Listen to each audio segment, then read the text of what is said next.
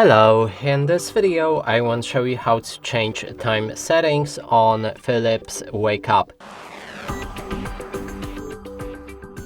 And to do this, first we'll need to click on a menu button right here.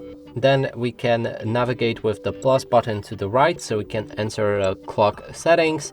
Then click on select, and here you'll be able to switch between 12 hours and 24 hours clock.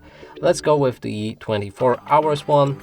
Then we'll be able to customize our time, so we can select whichever time we like, but for that actually we need to click on the plus and minus button to switch between the hour. Then when the hour is selected, click on select, and we will be able to customize our minutes as well.